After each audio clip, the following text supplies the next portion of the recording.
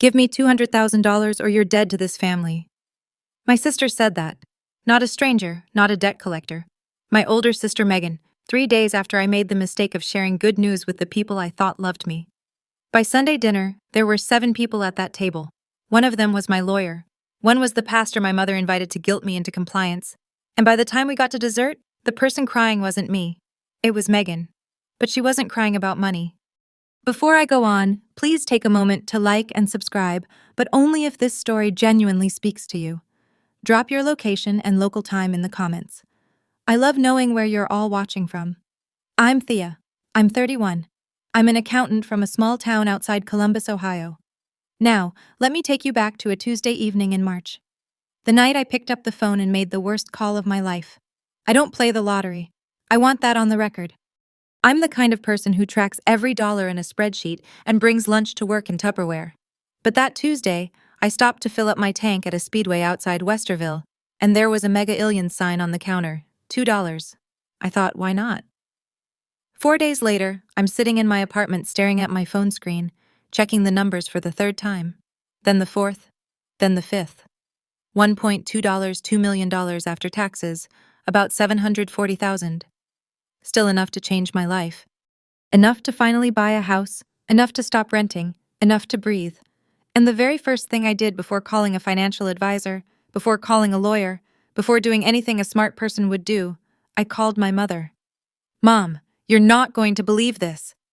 She screamed. I could hear her pulling the phone away from her ear, shouting into the next room, Gerald, Thea won the lottery! Thea won the lottery! And for a moment, I felt something I hadn't felt in years. I felt like I belonged to them again. Within an hour, Dad called. His voice was warm for the first time in months. Proud of you, kid.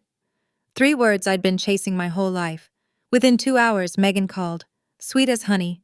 Oh my God, Thea. I'm so happy for you. We should celebrate. We should do a family dinner. Then she asked a question that seemed harmless at the time. So how much was it after taxes? I told her because I trusted her. Because I was still stupid enough to believe that good news could just be good news in this family. For about 2 hours, I felt like I had a family again. That was the most expensive feeling of my life. Wednesday morning, not even 24 hours later. Mom called while I was at my desk at work. Casual voice, the kind she uses when she's about to ask for something, but wants you to think it's your idea. Honey, I've been meaning to tell you, the roof's been leaking again. The estimate came back at about $15,000. Wouldn't it be wonderful if we could finally get that fixed? I said I'd think about it. Thursday, Dad called. No small talk, no, how are you? Just you know what your mother and I sacrificed? I worked double shifts so you could go to college. Here's the thing about that statement. It's not true.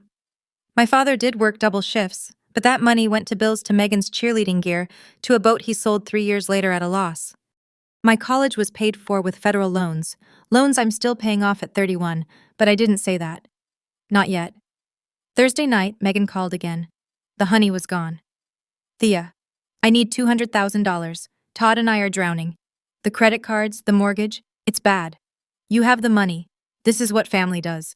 $200,000 out of $740. More than a quarter of everything I had. I told her I needed time to think. What's there to think about? I opened my mouth to answer, but she cut me off. If you say no, don't bother showing up Sunday. She hung up. I sat in my apartment, lights off, phone still in my hand. 3 days ago, I was nobody to these people. I got one check and suddenly the whole family had a claim on my life. I just didn't know yet how organized that claim was about to get. Friday morning, my phone buzzed with a text from a number I hadn't seen in months. Pastor David Patterson from Mom's church. Thea, your mother reached out to me. She's concerned about you. Generosity is a blessing.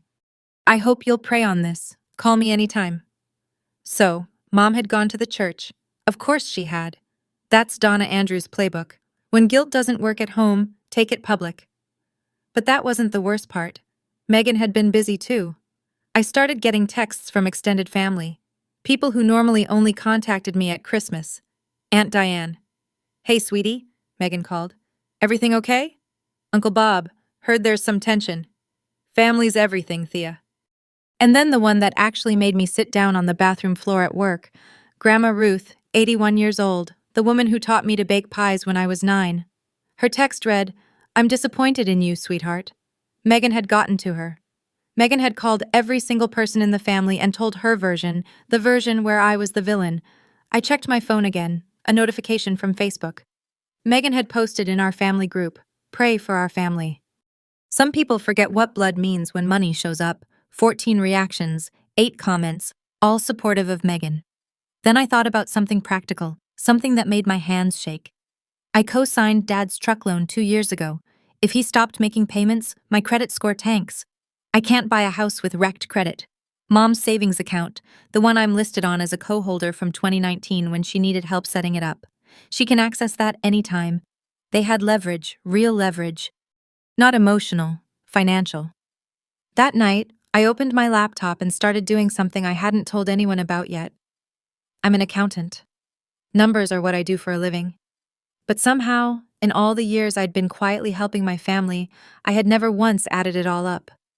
I opened a blank spreadsheet that Friday night, pulled up my bank statements going back to 2017, cross-referenced Venmo transfers, wire receipts, canceled checks. It took me 4 hours. March 2019. $30,000 wired to Megan Andrews Cole. She and Todd had separated for the first time. She needed rent, a deposit, groceries, a lawyer consult. I covered all of it. Her exact text at the time, "I'll pay you back when I get back on my feet."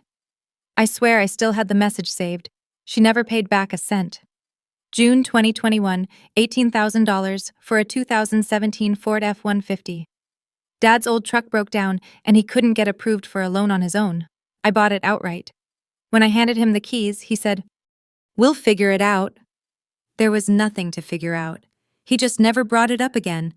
That truck is still parked in his driveway. January 2022. $22,000 for Mom's knee surgery. Insurance covered part of it, but not enough. I paid the rest directly to the hospital. When I mentioned it once, she said, "That's what daughters do." October 2023, $17,000 in rent for Megan's apartment. She and Todd had separated again. 6 months I covered. She came back to Todd in April 2024 and never mentioned the money. I stared at the bottom of the spreadsheet. $87,000. $87,000. I'd never seen it as one number before. I'd always thought of each one as a separate thing. A favor here, a gift there. But sitting in my apartment at midnight, looking at that total, something shifted in me. I wasn't angry, not yet. I was just awake. I spent Saturday morning running the math on what happens if I do nothing. If I give Megan $200,000, I lose more than a quarter of my after-tax winnings. The house I've been saving for disappears. I go back to renting, back to Tupperware lunches, back to watching my bank account like a heart monitor. And Megan learns for the 5th time that screaming loud enough works. If I stay silent and refuse, Megan controls the narrative. She's already turned Grandma Ruth. She's already got the church involved. Dad has the truck loan. If he stops paying out of spite, my credit craters. Mom has access to that joint savings account. They can squeeze me without ever raising their voices. But those were the financial calculations. The real math happened at 2:14 p.m. on Saturday when my phone rang and the screen showed Megan's number. It wasn't Megan. Auntie Thea. A small voice, shaking. "Mommy says you don't love us anymore, is that true?" Lily, 7 years old. The kid I take to the zoo every spring. The kid who made me a card last Christmas that said best aunt in the world because she hadn't learned to spell aunt yet. Megan had put her daughter on the phone. Or Megan had said those words in front of her daughter knowing she would call. Either way, she used a 7-year-old child as a weapon. "Lily, honey, I love you. That will never change." Then why is Mommy crying? I closed my eyes. Something in me shifted past the point of repair. You can take my money. You can call me selfish to every person in this town, but you don't get to use a 7-year-old to break me. That is the line. I picked up the phone, called Rachel Whitfield, my college roommate, family law attorney. "Ra, I need your help. Are you free Sunday?" "Friday night." I was heating up leftover soup when Megan called again. I let it ring 3 times, then I picked up. "Have you thought about it?" Her voice was flat. Transactional. "I have. I'm not giving you 200,000, Megan." Silence. 2 seconds. 3. "So, that's your answer." "That's my answer."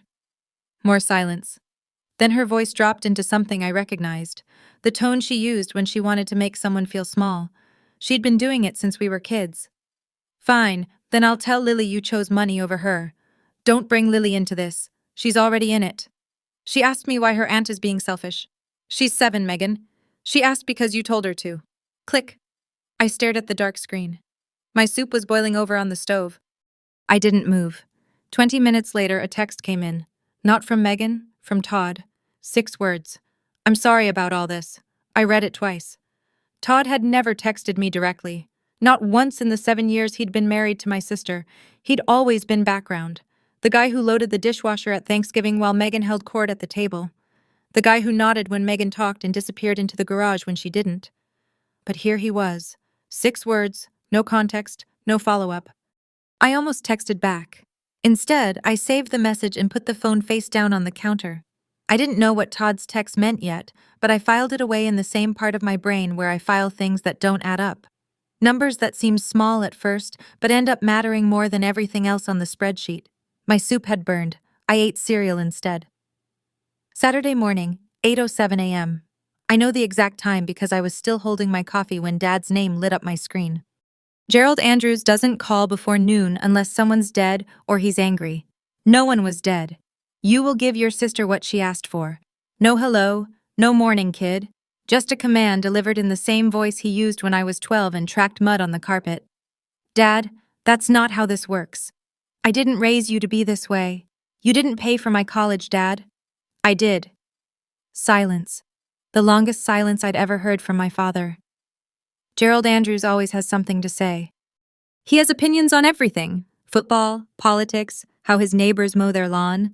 But when I said that sentence, there was nothing. Just the sound of Fox News playing in the background. When he finally spoke, his voice was harder. Sunday dinner. Be there. And bring a better attitude. I'll be there, but I'm bringing something else. He hung up. I sat at my kitchen table and realized I was shaking. Not from fear. From the fact that I had just talked back to my father for the first time in 31 years, and the sky hadn't fallen. The earth didn't crack. I was still here, still breathing, still holding a cup of coffee that was going cold. I called Rachel. She picked up on the first ring. Are you sure about this? She asked. I've never been more sure. Then I'll be there at 4:30. Wear something comfortable.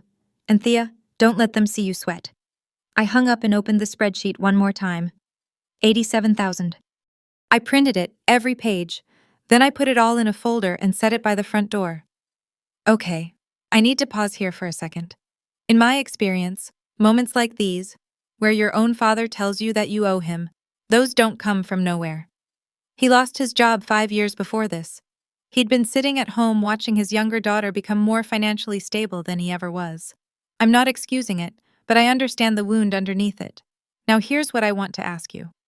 When Megan told me she'd turn Lily against me, do you think she was bluffing? Or do you think she actually would have gone through with it? Tell me in the comments. Let's get back to the story. Saturday afternoon, I needed milk and eggs. Normal things. The kind of errands that remind you the world still exists outside your family drama. I drove to the Kroger on Main. I was loading bags into my trunk when I heard my name. Thea, wait. Todd Cole was standing 2 spots over holding a gallon of orange juice and a bag of diapers. Wait, not diapers. Pull-ups for Lily. She'd been potty trained for years, but she still used them at night sometimes. Megan hated talking about it, but I knew because Lily told me once during a zoo trip, whispering like it was a classified secret. Todd looked terrible. Bags under his eyes, 3-day stubble. His Carhartt jacket had a grease stain on the sleeve that I was pretty sure had been there since Christmas. I didn't know about the phone call to Lily, he said. I found out last night. He shifted the juice to his other hand. I told her not to do that. She didn't listen. Then why are you still going along with this, Todd? He looked at the ground, his jaw tightened. Because I've got nowhere else to go. It was the most honest thing he'd ever said to me. Todd Cole, 37, plumber, father, husband, and trapped. Not by love, by logistics. He started walking toward his truck. Then he stopped, turned around. For what it's worth, you've been more than fair to this family. I just wanted you to know someone sees that. He climbed into his truck and pulled out of the lot. I stood there in the Kroger parking lot holding my eggs and thinking about what Todd knew that he wasn't saying because that man was carrying something heavier than a gallon of orange juice.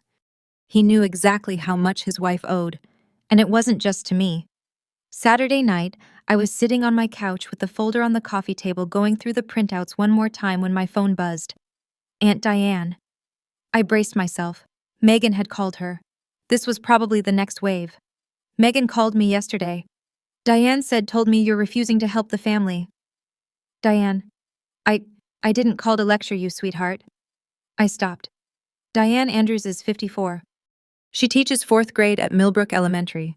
She's my father's younger sister, and she's the quietest person in the Andrews family, which means she's either the smartest or the most afraid. I've never been sure which. Your father borrowed $12,000 from me in 2018, she said. Never paid back a cent.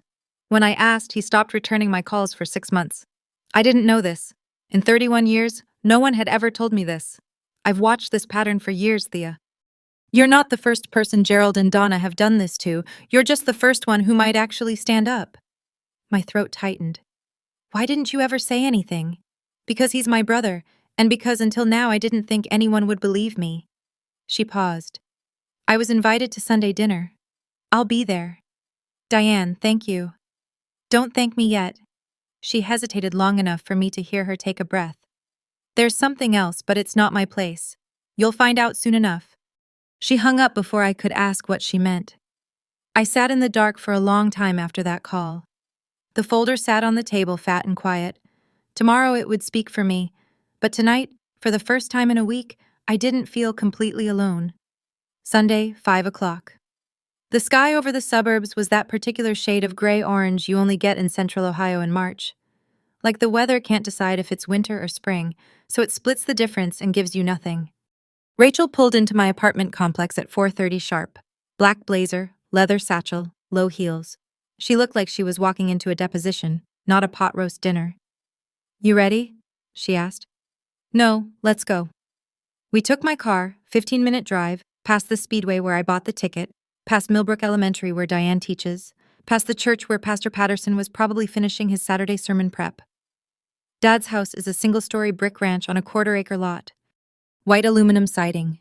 A basketball hoop from 1998 still bolted above the garage. Net gone. The lawn was patchy and brown. Gerald Andrews has never been a yard man. 3 cars already in the driveway. Pastor Patterson's gray Buick, Deanne's Subaru, Megan and Todd's minivan.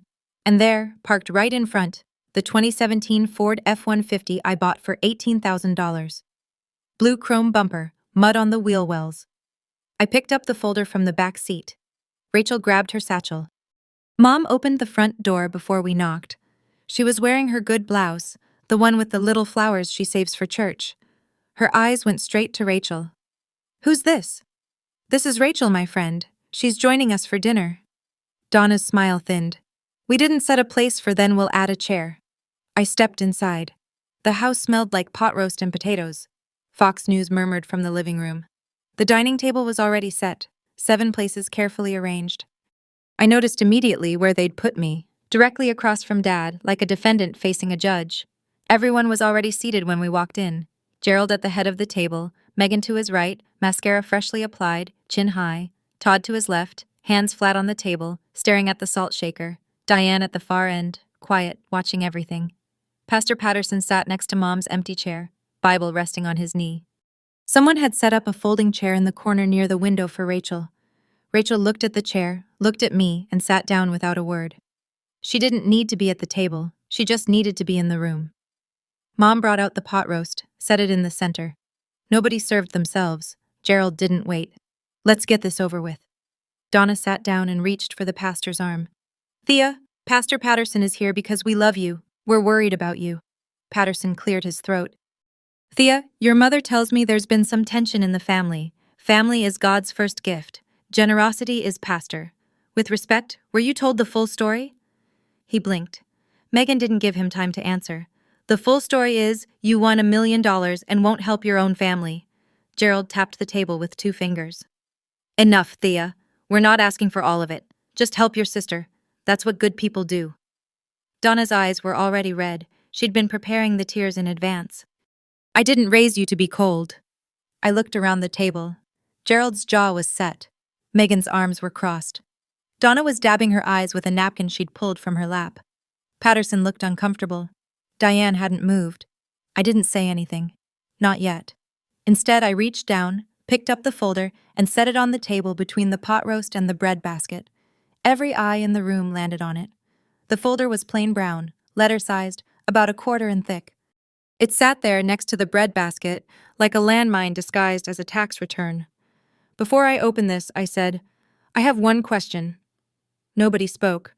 The pot roast was steaming. Fox News droned from the other room. Somewhere outside, a dog barked. I looked at Megan. "How much do you think you've ever given me?" Her eyebrows pulled together. "What? In 31 years, how much money have you ever given me?" "A dollar amount." "That's not the point, Thea. It's exactly the point." I turned to Gerald. "Dad, same question. How much have you given me financially since I turned 18? He straightened in his chair. The vein in his temple that I've known my whole life, the one that shows up when he's cornered, pulsed once.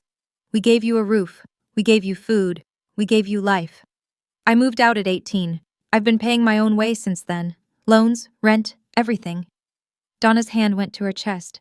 "You're keeping score. Is that what this is? After everything we've done for you?" I looked at my mother. The woman who used to braid my hair before school, who stayed up late making my Halloween costumes when I was little, who once, when I was 8, drove 30 miles to bring my forgotten science project to school. I love her. I want you to know that I love her even now. No, Mom, I never kept score, but you forced me to count. I opened the folder. The room went silent in a way I'd never experienced in this house. This was a family that filled every second with noise, arguments, football games, opinions about the neighbors. But when those pages came out, the only sound was the creak of paper against paper. The first page was a printout of a bank wire confirmation dated March 14, 2019. $30,000 sent from my account to Megan Andrews Cole. I read it the way I'd read a financial statement at work. Calm, precise, no emotion. March 2019. $30,000 wired to Megan. Purpose? Rent, security deposit, groceries, and a legal consultation during her first separation from Todd. Megan's chin lifted. That was a gift. I pulled the second page, a screenshot of a text message, the date and timestamp clearly visible. Megan's exact text, March 16, 2019. "I'll pay you back when I get back on my feet. I swear you never paid back a cent." Rachel stood from her folding chair, walked over, and placed a copy of the printout in front of Pastor Patterson. He looked at it the way a man looks at a letter he didn't expect to receive. I continued. October 2023, $17,000. 6 months rent for Megan's apartment. Her second separation from Todd. Megan's face was changing. The defiance was still there, but something underneath it was shifting. The first crack in the wall. That was different. I was in a bad place. "I know you were, and I helped." Your text from that period here on page 4 reads, "I promise I'll make it up to you." You didn't. I set the pages down and looked at Pastor Patterson. He was reading the printout Rachel had given him, glasses low on his nose. He looked up at Donna, then back at the page. I watched his face carefully. This was a man who had walked into this house 40 minutes ago, believing he was there to counsel a selfish daughter. He was now reading proof that the story he'd been told was missing about 60 pages. He didn't say anything yet, but his jaw tightened. I turned to the next section of the folder.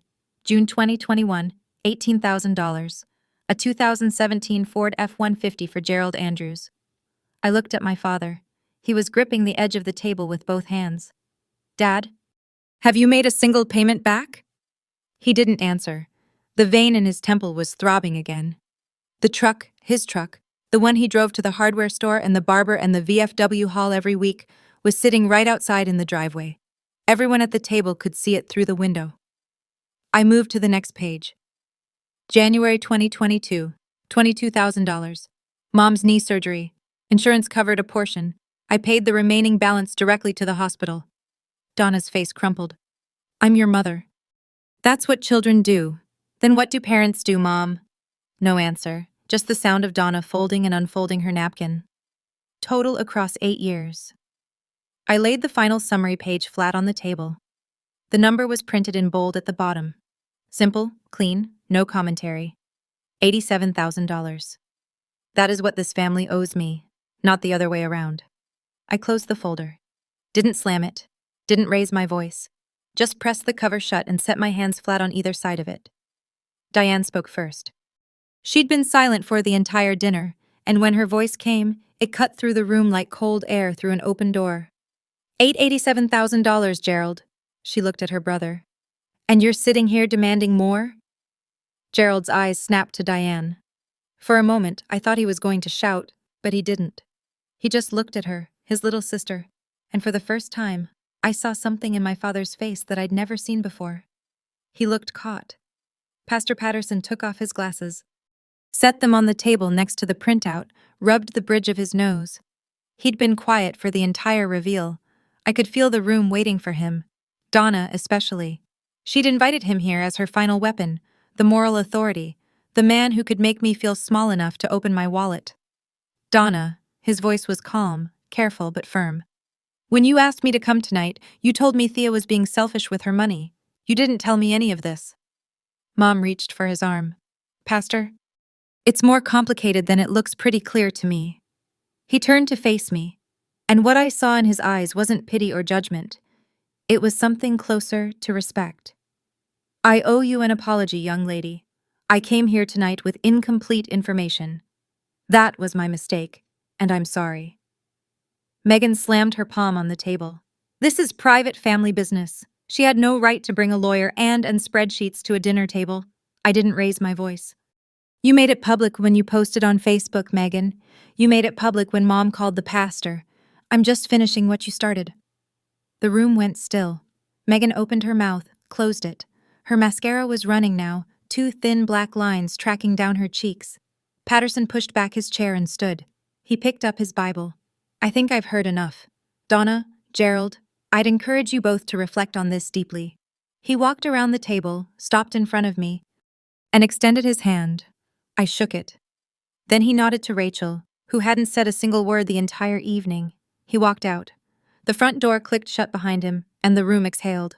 The pot roast had gone cold. No one had touched the food. The bread basket sat untouched next to the folder like a still life someone would paint and title American Family March. I waited until the sound of Patterson's car engine faded from the driveway. Then I spoke. I'm not asking anyone to pay me back. I'm not here for revenge, but I need everyone at this table to hear what happens next. Gerald's eyes were on the window. Donna was gripping her napkin with both hands. Megan was wiping mascara with the back of her wrist. Todd was staring at the salt shaker again. 1. I'm removing my name from Mom's savings account tomorrow morning. Donna flinched. 2. I'm refinancing the cosign on Dad's truck. If the bank approves it, my name comes off.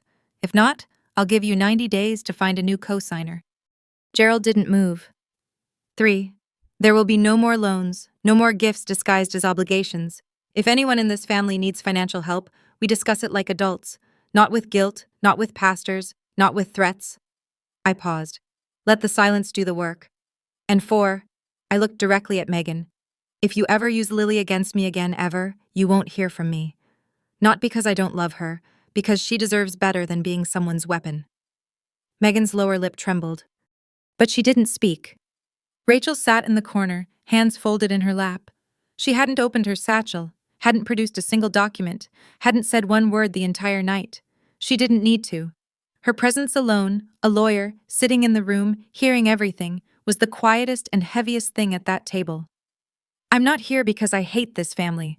I'm here because this is the last time I sit at a table where loving someone means letting them take from me. Gerald pushed his chair back. The legs scraped against the linoleum, a sound that cut through the silence like a blade. He stood up, didn't look at me, didn't look at Diane, didn't look at anyone. He just walked to the hallway, turned left into the master bedroom, and closed the door.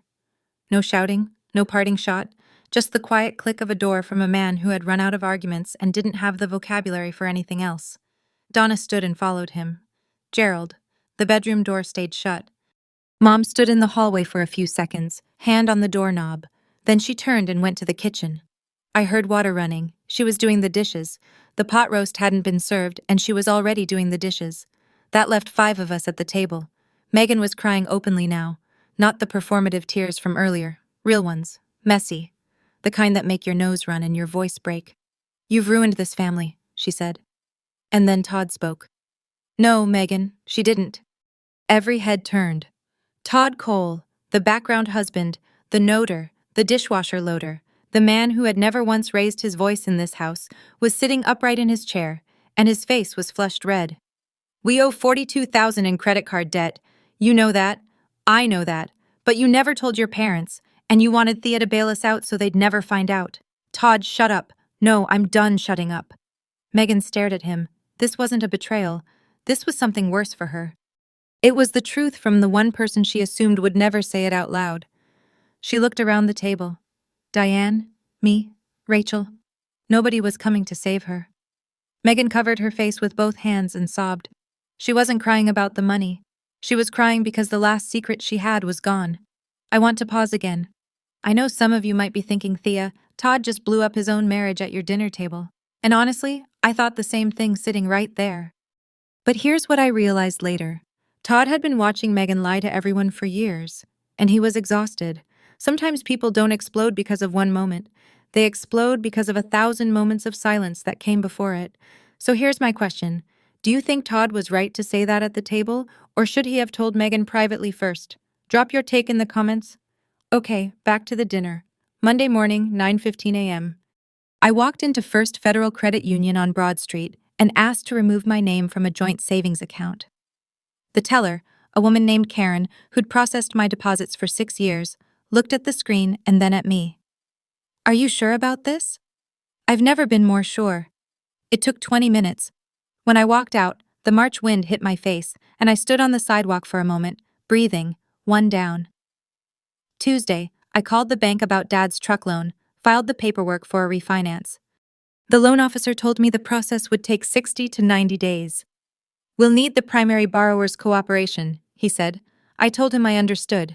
Wednesday, silence from Gerald, silence from Megan. Thursday, Donna called. I picked up because she's my mother and some instincts don't die in a week. You've torn this family apart, Thea. I set a boundary, Mom. That's different. She hung up. Friday, a letter arrived. Not an email, not a text. A handwritten letter in a shaky cursive I recognized immediately. Grandma Ruth.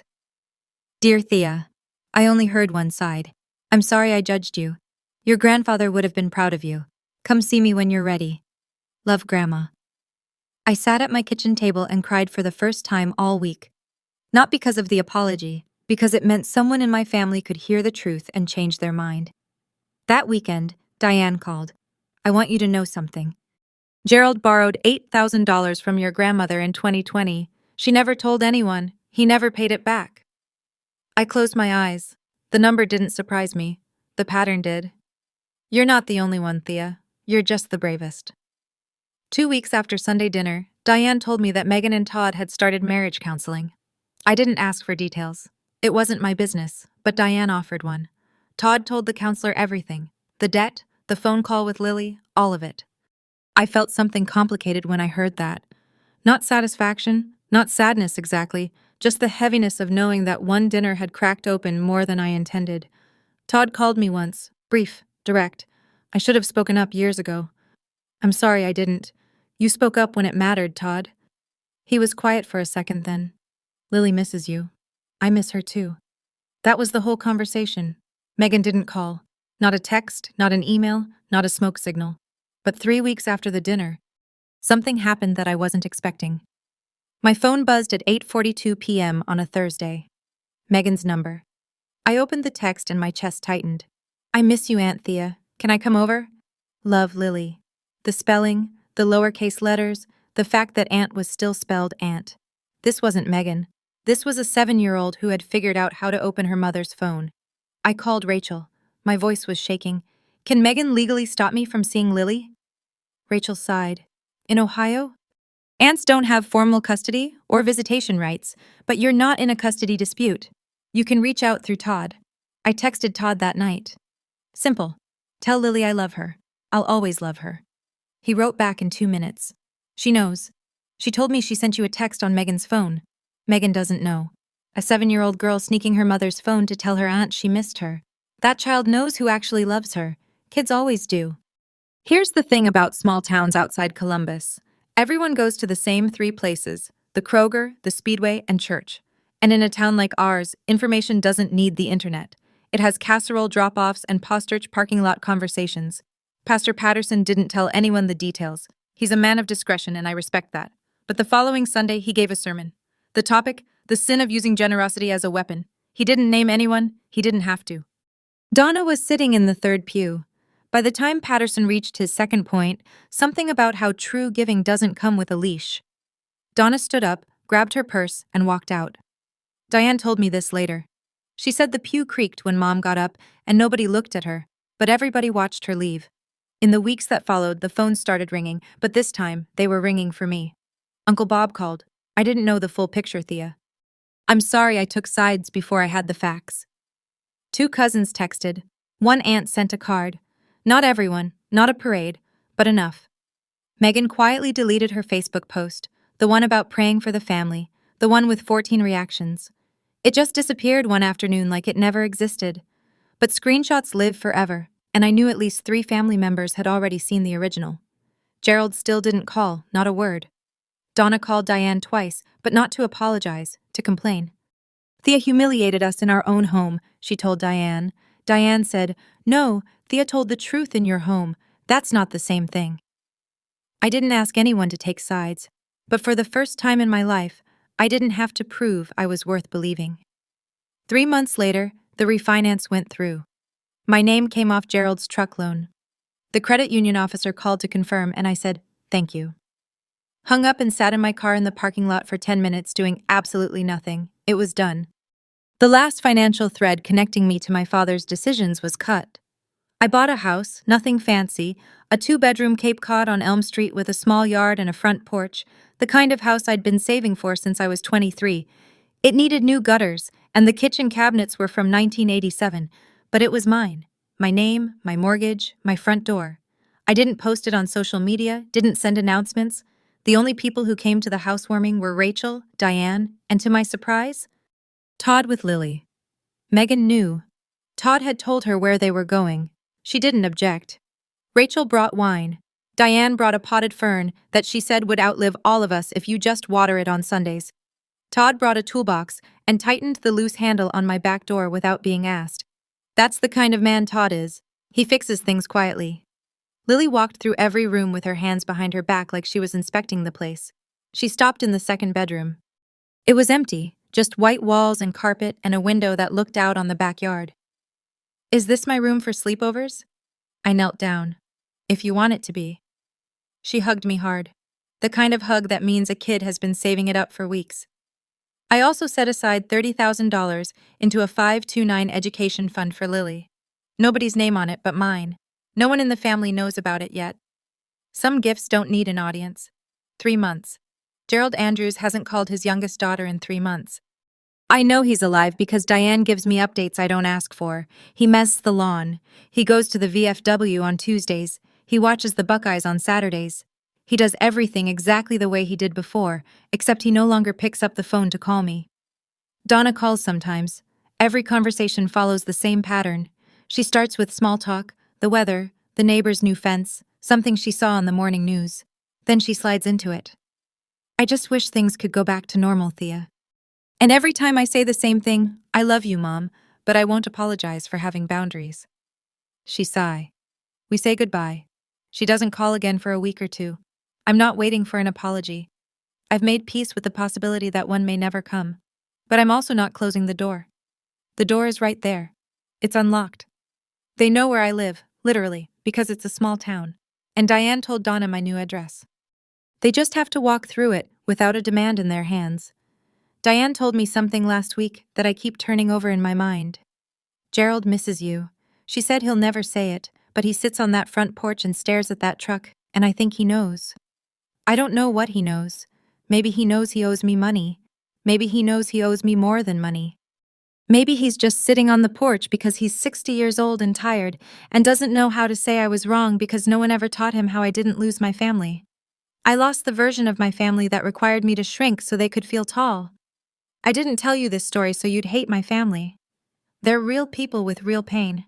My father lost his job and with it the only identity he'd ever built for himself. Provider, head of household, the man who works doubles. When that was gone, he didn't know who he was anymore. So he held on to the one thing he had left, authority, and authority without contribution turns into control. My mother learned love from a generation that didn't separate it from obligation. In her mind, family means you give everything and you don't ask questions. She wasn't trying to manipulate me. She genuinely believes that's how it's supposed to work. She just never considered that the giving was only flowing one direction. Megan never learned how to stand on her own because she never had to. She was the first child, the pretty one, the one who got the prom dress and the attention. And when life got hard, when the credit cards piled up and the marriage cracked, she reached for the only tool she knew, someone else's wallet. I understand all of that. Understanding is not the same as accepting. You can love someone and still say enough. You can miss someone and still refuse to go back to the version of yourself that made them comfortable. You can leave a door open and still protect what's inside your house. If you're the person in your family who gives and gives and gives, the one they call when they need money, but not when they need to listen, I want you to hear me. You're not selfish for setting a boundary. You're not cold for asking to be treated like a person instead of a bank account.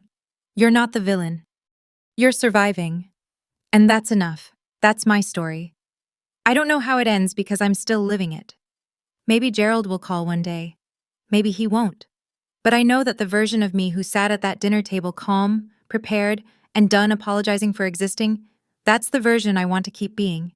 If this story meant something to you, please like, share, and subscribe. And if you've got your own Sunday dinner moment, the one where you finally stopped shrinking, I'd love to hear it in the comments. There's another story waiting for you in the description. It hit me just as hard.